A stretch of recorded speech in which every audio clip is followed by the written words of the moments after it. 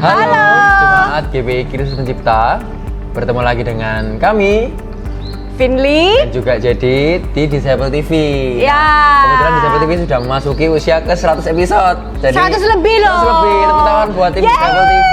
Kita sangat diberkati dengan nilai-nilainya. Nah, Gitu betul. ya. Di tengah minggu kita bisa sama-sama tetap menikmati firman Tuhan yang pasti. Dan juga yang ngomong juga terberkati loh. Ya, tertemplak bolak-balik ya. Iya, karena kita juga membawakan ini, kita jadi mengingat, Betul. teringat gitu. Yes, apa yang kita sampaikan, dan kita juga mau sama-sama mau melakukan juga. Betul, kita sama-sama bertumbuh ya. Betul. Yang pasti. Oke.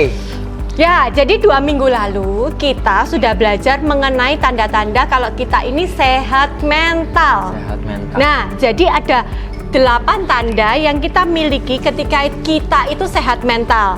Kemarin yang pertama ya, Jedit ya. Aku dan Ko Iwan sudah bahas yang pertama mengenai tentang iman.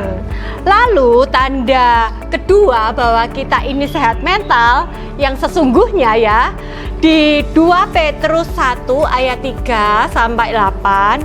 Yang kedua adalah kebajikan. Kebajikan ya. Ya. Agak jarang kedengeran ya sama Iya, kita ya. iya.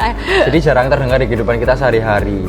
Jadi kebanyakan dari kita mungkin bertanya-tanya ya, apa sih kebajikan Apa itu? ya itu apa ya? ya kira-kira ya? Menurut Kamus Besar Bahasa Indonesia, arti kata kebajikan adalah kebaikan, Ya. perbuatan baik, ya, jasa atau sesuatu yang mendatangkan untung. Sesuatu yang mendatangkan untung ya. Iya. Kita bayanginnya mendatangkan untung. Itu kayak langsung cuan ya. Cuan, fresh money. Kalau dengar kata-kata kebajikan, perbuatan baik, jasa, yang terbayangkan oleh kita tuh berbuat baik kepada orang lain. Tapi kalau mendengar kata-kata keuntungan, tadi kan ada tuh sesuatu yang mendatangkan untung. Kalau mendengar kata-kata keuntungan, tadi sudah disebutin ya, itu langsung orang tuh yang terlintas pertama kali tuh kemungkinan besar tuh uang.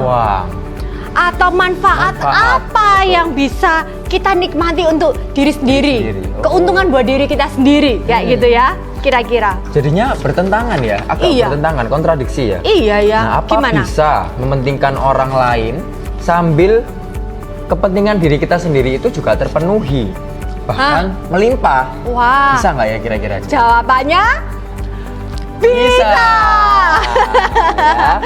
Untuk itu mari kita melihat apa yang dianggap sebagai untung. Untung. Ya, apa yang dianggap sebagai untung menurut firman Tuhan? Menurut firman Tuhan ya kali ini ya. Kali ini jawabannya mungkin akan membuat pemirsa sedikit syok. Apa yang membuat untung? Apakah untung itu dengan kita banyak berjualan atau mendapat sesuatu yang wow? Oke. Ternyata menurut kata firman Tuhan, yang pertama apa Jedit? Kematian. Agak creepy ya. Iya. Di Filipi 1 ayat 21 versi BIMK berkata, "Karena bagi saya tujuan hidup saya hanyalah Kristus, dan mati berarti untung." Nah, berarti mati itu untung. Katakan Iya. sama-sama. Mati itu untung. Nah, karena Kok bisa berarti ya? kita ini pergi dan diam bersama-sama dengan Kristus. Seperti yang dikatakan di Filipi 1 ayat 23, selamanya Ya. kita bersama Kristus yang sangat mencintai kita. Maka kita bisa hidup dengan penuh semangat untuk melakukan kehendak Bapa. Ya. Tanpa rasa takut akan kematian ya. Tanpa rasa takut akan kematian. Iya. Karena dalam Kristus kehidupan dan kematian itu sama-sama baiknya. Oh ya, kita selalu berpikir bahwa kematian itu adalah sesuatu yang menegangkan, iya, menakutkan. Padahal kematian itu sama kehidupan sama-sama baiknya. Karena bertemu dengan Bapa di surga yang mengasihi kita. Betul. Nah, jadi lebih bersemangat kan? Dengan semangat hidup yang tinggi dan bebas dari rasa takut akan kematian, itu tentu akan membuat kita jadi hidup bisa mementingkan orang lain tanpa mengabaikan kepentingan diri sendiri. Seperti di Filipi 2 ayat 1 sampai 4. Itulah kebajikan. Yang pertama kita sudah belajar tentang keuntungan yang pertama yaitu Kematian. Bahwa Ya. kematian itu untung ya. Nah, yang kedua, Kali ini keuntungan yang kedua, C, yaitu pengenalan akan Kristus Yesus Tuhan. Ya. Pengenalan akan Kristus Yesus Tuhan. Di Filipi 3 ayat 7-9 dikatakan seperti ini. Tetapi karena Kristus, maka semuanya yang dahulu saya anggap sebagai sesuatu yang menguntungkan, sekarang menjadi sesuatu yang merugikan. Bukan saja hal-hal tersebut, tetapi malah segala sesuatu yang saya anggap sebagai hal-hal yang hanya merugikan saja. Yang saya miliki sekarang ini adalah lebih berharga, yaitu mengenal Kristus Yesus Tuhanku. Karena Kristus, maka saya sudah melepaskan segala-galanya. Saya anggap semuanya itu sebagai sampah saja, supaya saya bisa mendapat Kristus dan betul-betul bersatu dengan Dia. Hubungan yang baik dengan Allah tidak lagi saya usahakan sendiri dengan jalan taat kepada hukum agama. Sekarang saya mempunyai hubungan yang baik dengan Allah karena saya percaya kepada Kristus. Jadi, hubungan yang baik itu datang dari Allah dan berdasarkan percaya kepada Yesus Kristus. Jadi mengenal Tuhan itu untung. Ya, mengenal Tuhan itu Untung. Karena membuat kita mendapatkan Yesus Kristus dan benar-benar bersatu dengannya oleh kepercayaan kita kepadanya. Seperti yang dikatakan di ayat 8 dan 9 tadi ya. Di mana Kristus ada, di situ juga kita ada. Wah, Nah, jadi tagline hari ini ya, sama-sama kita ingat di mana Kristus ada, di situ juga kita ada. Sungguh suatu jaminan yang kuat dan membuat hidup kita nggak mudah goyah, bener nggak, Cik? Ya, betul. Kalau kita yakin bahwa mempunyai Yesus itu lebih berharga dari semuanya, dari apapun juga, kita juga akan percaya bahwa segala yang kita butuhkan pasti terpenuhi oleh Bapa kita yang kaya. Bapa kita di surga itu kaya. Filipi 4 ayat 19. Kita pun bisa menyerahkan kepentingan diri kita sendiri kepadanya sehingga dengan senang hati memperhatikan kepentingan orang lain. Itu juga termasuk kebajikan. Wah, sudah ada dua keuntungan ya. Yang pertama keuntungan kematian, yang kedua adalah pengenalan akan Kristus. Iya, pengenalan betul. akan Kristus. Oke, yang terakhir, yang ketiga nih. Kita mau lanjut ke keuntungan yang ketiga, yaitu ibadah yang disertai rasa cukup. Nah, ini menarik nih buat jadi cara pribadi ya. Ibadah yang disertai rasa cukup. Kalau di 1 Timotius 6 ayat 6 dikatakan seperti ini. Memang ibadah itu kalau disertai rasa cukup memberikan keuntungan yang besar. Iya. Ibadah dalam bahasa asli Perjanjian Baru berasal dari kata eusebeia yang artinya rasa hormat terhadap Tuhan. Rasa cukup berasal dari kata autarkeia. Autarkeia yang bisa diartikan rasa puas dalam kebutuhan hidup yang tercukupi.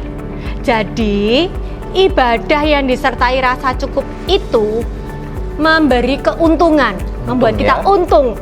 Karena berarti standar hidup kita adalah kekayaan Bapa sendiri secara roh, jiwa, dan tubuh.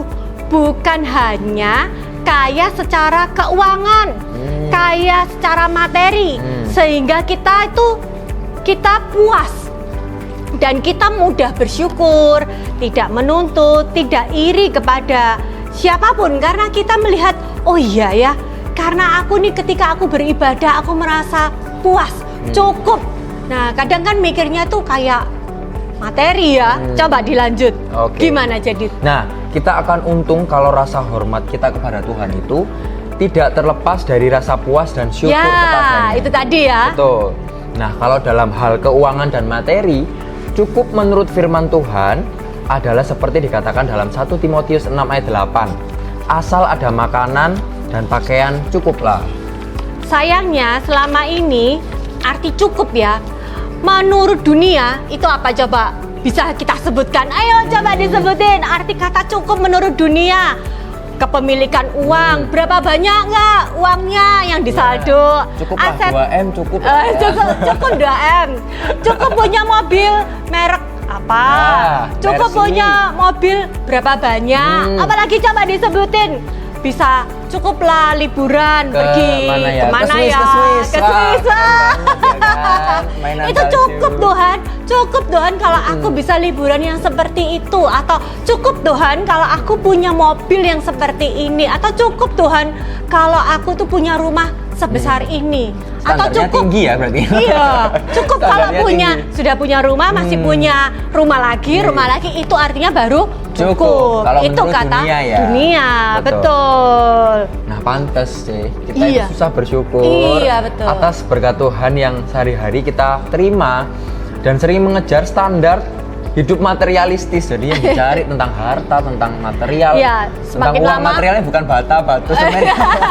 Material yang kita maksud adalah uang gitu Iya, iya, iya, Yang semakin lama semakin tinggi. Jadi standarnya kita semakin lama semakin tinggi sehingga berkat Tuhan Betul. sehari-hari itu nggak kelihatan gitu, nggak Iya, terasa. apalagi kalau di medsos lihat semua orang lifestyle-nya seperti Nah, apa, tambah balik lagi ke episode berapa itu ya kita Iya. ngomongin lifestyle itu ya. Iya, betul, Akhirnya betul, kita betul. juga mudah iri satu sama lain. Ya, tapi waktu kita meyakini bahwa menghormati Tuhan itu dengan cara kita tuh bersyukur, puas dengan hidup kita, dan kita bisa bersyukur atas apa yang kita miliki dan tidak kita miliki, itu akan membuat kita lebih bijak dalam mengelola harta milik dan lebih mudah berbagi kepada orang lain.